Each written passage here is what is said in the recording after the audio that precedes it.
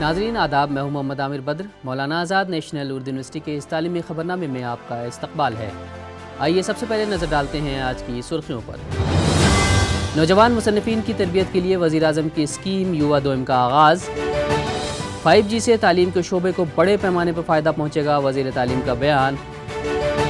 اور سوانتے پاوو کو انسانی ارتقاء کی دریافتوں پر دیا گیا طب کا نوبل انعام۔ اور اب خبروں کی تفصیل۔ نوجوان مصنفین کی تربیت کے لیے وزیر اعظم کی اسکیم یووا دوئم کا آغاز کیا گیا ہے۔ اسکیم کا مقصد ملک بھر میں کتابیں پڑھنے، کتابیں لکھنے کے رجحان کو فروغ دینا ہے۔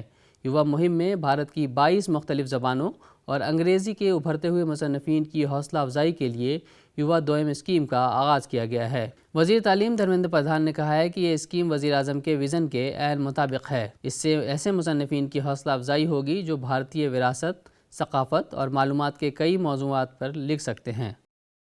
مرکزی وزیر تعلیم دھرمیندر پردھان نے کہا ہے کہ ملک میں 5G ٹیکنالوجی کے آغاز سے تعلیم کو بڑے پیمانے پر فائدہ پہنچے گا۔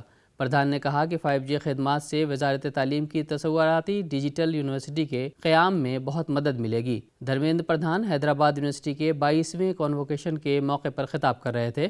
Country is going to be a technology superpower, not only an economic superpower.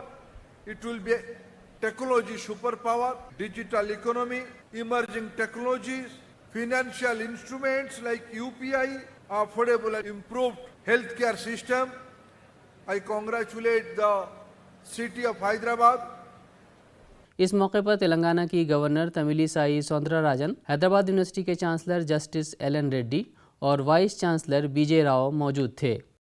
Physiology medicine میں 2022 کا نوبل انعام سویڈن کے سوانتے پاوو کو معدوم ہومینیز اور انسانی ارتقاء کے جنوم سے متعلق ان کی دریافتوں کے لیے دیا گیا ہے۔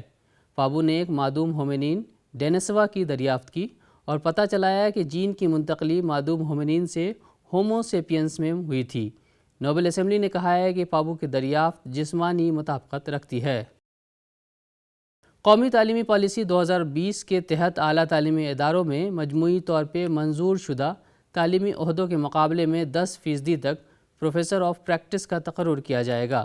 طلبہ کے پیشہ ورانہ صلاحیتوں کو نکھارنے اور انہیں متعلقہ پیشے کے مطابق ڈھالنے میں ماہرین کی POP کے طور پہ تقرری ہوگی۔ اس کے لیے PhD لازمی نہیں ہوگی۔ UGC کے سیکریٹری رجنیش جین نے ایک خط لکھ کر اداروں کو POP کی تقرری سے متعلق گائیڈ لائنز سے آگاہ کیا ہے۔ انہوں نے مزید کہا کہ اس طرح کی تقرریوں کو ادارے کے لیے منظور شدہ تعلیمی عہدوں سے الگ رکھا جائے گا۔ جامعہ ملیہ اسلامیہ کے محققین نے متعدی اور سوزش کی بیماریوں کے علاج کے لیے جینیاتی طور پر انجینئرڈ اسٹیم سیل پر مبنی تھراپی تیار کی ہے۔ جامعہ کے multi disciplinary centre for advanced research and studies کے ڈاکٹر تنویر احمد کی سربراہی میں تحقیقی ٹیم نے ثابت کیا ہے کہ اسٹیم سیل پر مبنی علاج کووڈ جیسی متعدی بیماریوں کے دوران سوزش کی کیفیت کو کم کیا جا سکتا ہے۔ مولانا آزاد نیشنل اردو یونیورسٹی کے نظامت فاصلاتی تعلیم میں مختلف کورسز کے لیے داخلے جاری ہیں۔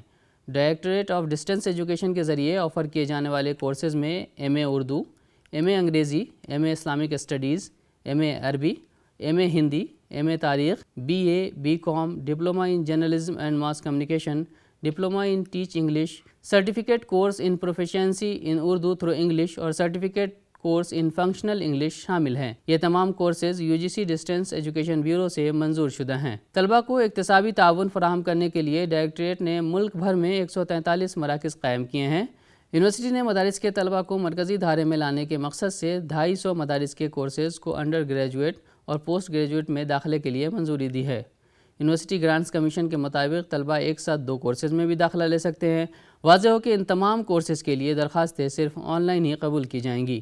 امیدوار مزید تفصیلات کے لیے متعلقہ ویب سائٹ ملاحظہ کر سکتے ہیں۔ رجسٹریشن کی آخری تاریخ 20 اکتوبر 2022 ہے۔ ریاست مغربی بنگال میں اسکولی اساتذہ کی بھرتی کے لیے ٹیچر اہلیتی امتحان 11 دسمبر کو منعقد کیا جائے گا۔ اس امتحان کے ذریعے ریاست میں 11,000 خالی اسامیوں پر اساتذہ کی بھرتی کی جائے گی۔